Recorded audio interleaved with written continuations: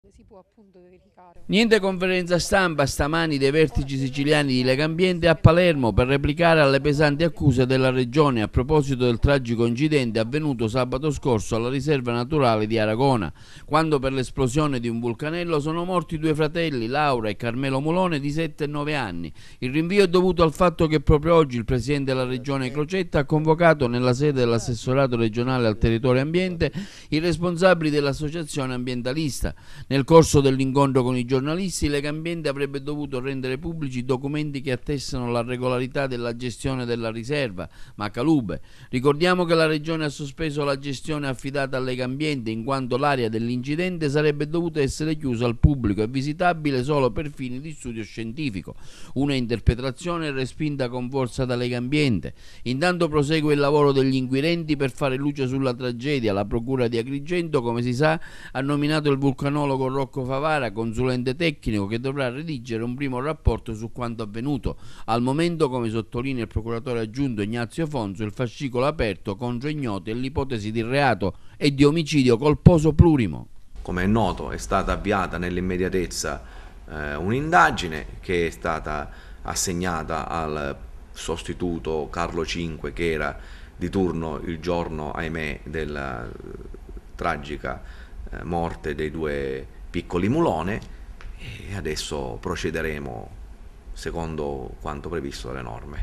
Le indagini sono state affidate alla compagnia dei carabinieri di Agrigento. Sta occupando i carabinieri, che hanno delle deleghe specifiche da parte del collega. Ecco, ci sono delle ipotesi di reato al momento, sono a carico di ignoti, omicidio colposo plurimo, disastro ambientale, omissione di atti d'ufficio, in ordine appunto ai presenti omessi controlli sui rischi e pericolo all'interno della riserva naturale. Ecco, voi accerterete questo, no?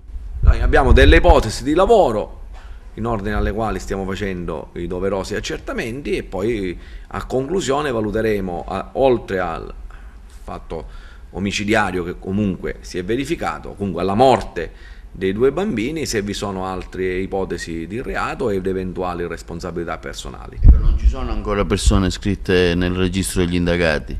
No, per ora noi procediamo a carico di ignoti perché siamo ancora in una fase ampiamente prodromica, ancora non abbiamo risultanze. Quando le avremo trarremo le nostre conclusioni. Voi avete nominato anche un vulcanologo, un consulente tecnico, si tratta di Rocco Favara dell'Università di Palermo.